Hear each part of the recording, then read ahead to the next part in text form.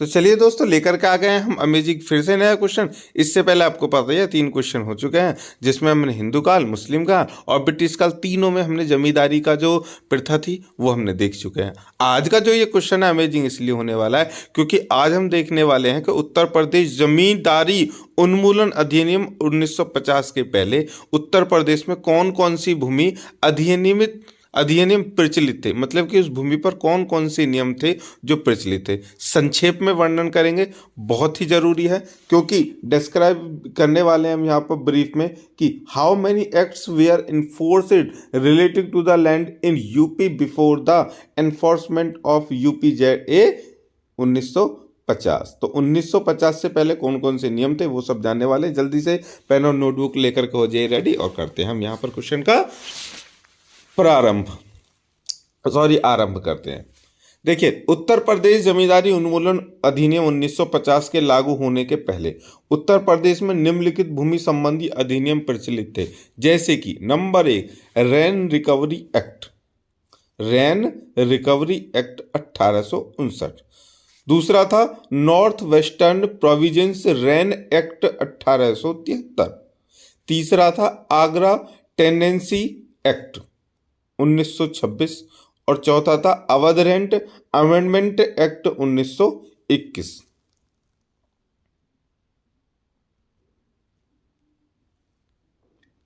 उसके बाद में पांचवा था उत्तर प्रदेश काश्तकारी अधिनियम 1939।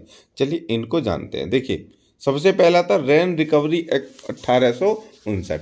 यहाँ पर ये पांचों के पांचों इसलिए भी जरूरी हैं दोस्तों कि ये क्वेश्चन लॉन्ग में अगर नहीं आएगा तो ये जो शॉर्ट में जरूर आएगा, और शॉर्ट में आने के बाद में ये जो पांचों के पांचों जो एक्ट है ना, ये आपको वेरी शॉर्ट में देखने के लिए मिल सकते। वहाँ पर केवल इतने लिखा आएगा रेंट रिकवरी एक्ट 1859। उसके बाद में उस पर लिखना क्या है जो भी हम पढ़ने वाले हैं, इंपॉर्टेंट है, ध्यान रखना। देखिए, आगरा में पहला अधिनियम जो भूमि विधि में लागू हुआ वह है रेंट रिकवरी एक्ट जो 1859। यह अधिनियम फोर्ट विलियम प्रेसिडेंसी के क्षेत्र के लिए था और उन प्रांतों में भी लागू किया गया जो ब्रिटिश सरकार के अधिकार में आए। आगरा प्रांत में यह अधिनियम लागू किया गया। इस अधिनियम का उद्देश्य था कि किसानों के लिए कुछ अधिकार सुरक्षित किए जाएंगे, किंतु यह अधिनियम किसानों को कुछ लाभ नहीं पहुंचा सका, बल्कि इस अधिनियम ने जमींदारों के हाथों को और भी मजबूत कर दिया। इस अधिनियम के मुख्य निम्नलिखित प्रावधान थे। नंबर 1 जोतदारों की परिभाषा, एक वर्गीकरण, मतलब कि इसमें जोतदार जो हैं, मतलब कि जो किसान हैं जो उसमें जोत बुआई कर रहे हैं वो। उसके बाद दूसरा, जमींदारों का यह कर्तव्य निर्धारित किया गया कि वह काश्तकारों को पट्टा निष्पादित करें ताकि किसान अपनी हैसियत को जान सके। काश्तकार का मतलब जो कृषि करने वाले लोग होते हैं। उसके बाद तीसरा था अवैध तरीकों से किसानों का शोषण एवं लगान से अतिरिक्त वसूली पर रोक, लेकिन ये हो ही नहीं सकी। था उसमें लेकिन ये हो नहीं सका। चौथा था लगान को बढ़ाने एवं कम करने का प्रावधान। ये सही था लेकिन उसमें बढ़ाया गया, कम नहीं हुआ। आगे था जोतों का समर्पण करने का प्रावधान भी था। जोतों का प्रावधान करने का समर्पण ये बहुत अच्छी तरीके से हुआ। ये क्या था, देखो, जिसके पास में, वही अभी पिछले क्वेश्चन में मैंने आपको बताया था, जिसके पास में जमीन थी 10 एकड़ जमीन थी, वो उस पर खेती कर रहा है, लेकिन उसको ये लग रहा है कि 6 महीने हो गए, 1 साल हो गए और मुझसे उसका कर नहीं चुकाया जा रहा है, तो वो समर्पण कर देते कि हम इसको नहीं ले रहे हैं। फिर वो जो जमीन थी उसका जो उनको मिली गई थी वो छोड़ देते थे। वो किसके पास चली जाती थी? जमींदारों के पास। ठीक है दोस्तों, चलिए आगे है north western provisions rent act 1873। देखिए, नॉर्थ वेस्टर्न प्रोविजेंस एक्ट 1873 के अस्तित्व में आने के बाद आगरा प्रांत में प्रचलित रेंट रिकवरी एक्ट 1959 को निरस्त कर दिया, मतलब खत्म कर दिया।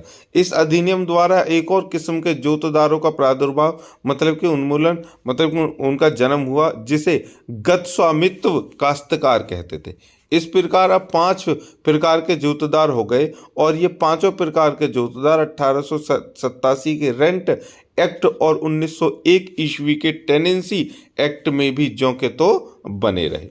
सन 1901 में north western provisions tenancy act पास हुआ। उसका नाम 1902 में बदलकर आगरा टेनेंसी एक्ट 1901 रखा गया। इस अधिनियम की सबसे महत्वपूर्ण विशेषता है कि काश्तकारों को दाखिल खारी अधिकारों का प्रदान करना। ध्यान रखना, काश्तकार जो थे यहाँ पर उनके लिए दाखिल खारी होने लगा। दाखिल खारी मतलब जिस जमीन को वो तैयार हैं, जिस पर वो टैक्स दे करके तैयार हैं, वो उनके नाम पर दाखिल खारी होने लगा। अब इस अधिनियम ने जमींदारों की स्वेच्छता पर धारण करने वाले उन काश्तकारों को जो 12 वर्ष तक भूमि पर काबिज थे, उन्हें दखलकार काश्तकार बना दिया, जिसका अर्थ यह हुआ कि काश्तकार जमीन द्वारा बेदखल नहीं किया जा सकते जब तक वे लगान देते रहें या अवैध अंतरण न करें। इम्पोर्टेंट चीज अभी भी ध्यान रखना, दाखिला खारिज तो होने लगा, मतलब कि उनके नाम पर वो जो जमीन थी वो ओरिजिनली रूप से कह सकते हैं कि उनके नाम पर आने लगी, लेकिन अभी भी कंडीशन ये थी अगर वो काश्तकार जमींदार द्वारा बेदखल नहीं किए जाएंगे, उसकी शर्त ये थी दाखिला खारिज की, अगर वे लगान देते रहेंगे या अवैध अंतरण नहीं करेंगे। अवैध अंतरण का मतलब किसी और को वो, मतलब वो कह रहे हैं अपने भाई से, भाई देख मेरी तो इस समय तबीयत खराब होने वाली है, मेरी बीवी भी ख़त्म हो गई है, मैं अकेला रह गया हूँ, मुझसे तो मेरी पूरी ज़मीन देखी नहीं जाएगी, इसमें से ऐसा कर आधी ज़मीन तू लेकर के तू कर ले, आधी ज़मीन मैं कर लूँगा, हमारे पास में 20 बीघे जमीन है, मैं अकेला 5 बीघे कर लूंगा, तुम दो ये पति पत्नी हो, तुम्हारे बच्चे भी हो तो 15 बीघा तुम कर लो। तो ये अवैध अंतरण हो गया। और इसमें अगर ये ऐसा करते थे, अवैध अंतरण करते थे, या फिर लगान नहीं देने में या देर हो जाती थी, या फिर बाढ़ की वजह से उनका लगान नहीं दिया जाता था, फसल बेकार हो जाती थी, तो भी इनकी ज़मीन यहाँ से छिन जाती थी और फिर भी वो जमींदारों के पास ही पहुँच जाती थी। ठीक है, चलिए एक एग्जाम्पल यहाँ पर दिया गया उसको देख लेते हैं। देखिए, जमींदार ने संदीप नामक किसान को एक भूमि 5 वर्ष के लिए दी। उसके बाद जमींदार ने यह भूमि संदीप से छीनकर उसे कल्लू को दे दिया और कल्लू की भूमि छीनकर संदीप को दे दिया। संदीप ने दूसरी भूमि पर भी 4 वर्ष तक कृषि को और काबिज रहा। जमींदार ने संदीप को इस भूमि का इस्तीफा ले लिया और 1 वर्ष के अंदर ही संदीप को एक अन्य खेत दे दिया, जिस पर संदीप 3 वर्षों तक काबिज रहा। यहाँ 12 वर्ष के काल की गिनती करते समय संदीप के पहले, दूसरे और तीसरे खेत के समय को जोड़ लिया जाएगा। इस प्रकार 5 4 + 3 मतलब 12 वर्ष पूरा हो जाता है और संदीप तीसरे खेत का दाखिलकार काश्तकार हो जाता है। ठीक है, मतलब ये भी कंडीशन थी, कोई किसान अगर कंटिन्यू, मतलब जमीन कोई सी भी बदलती रहे लेकिन कंटिन्यू 12 साल तक अगर वो काबिज रहता है तो वो उसका दाखिलकार हो जाता है। आगे था दोस्तों, इस अधिनियम ने दूसरा महत्वपूर्ण कार्य यह किया कि टेनेंस एक्ट बिल का नाम बदलकर गैर दखीलकार काश्तकार रखा और यह प्रावधान किया कि उन्हें अगले 7 वर्षों तक भूमि को धारण करने का अधिकार रहेगा। तीसरा महत्वपूर्ण कार्य जो इस अधिनियम ने किया वह है भूमि को सौर भूमि में होने से रोकना।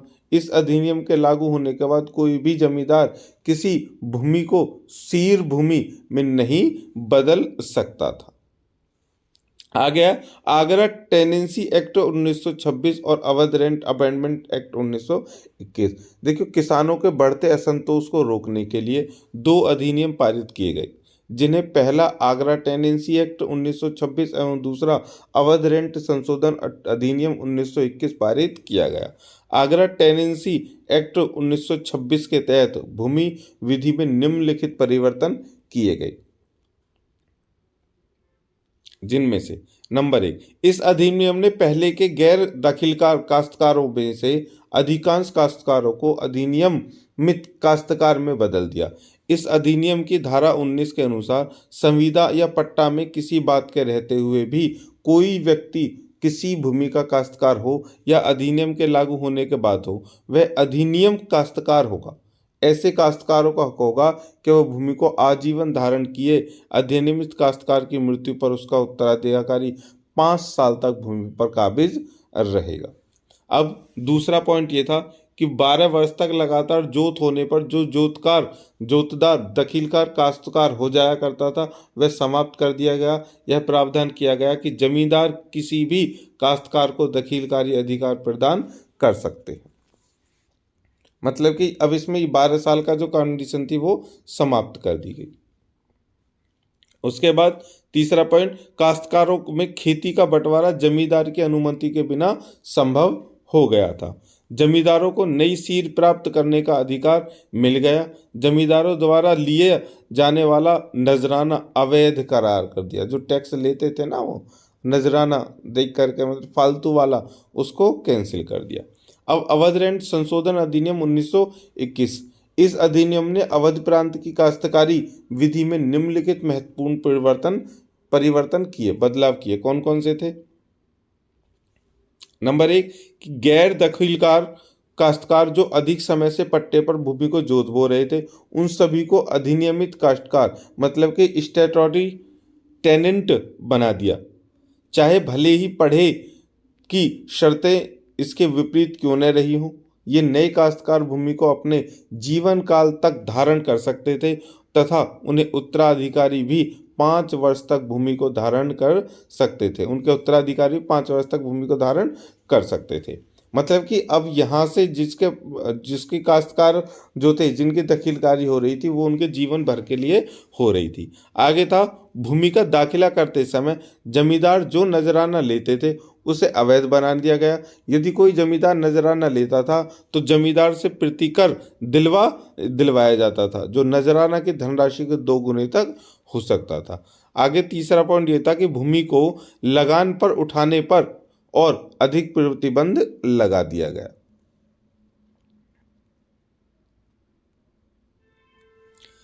चौथा पॉइंट, सीर भूमि बढ़ाने की सुविधा जमींदारों को प्रदान की गई। अधिनियम के लागू होते समय मौजूदा सभी खुदकास्त भूमि शोर भूमि बना दी गई। अब जमींदार भविष्य में 12 वर्ष के स्थान पर केवल 10 वर्ष के निरंतर जुलाई और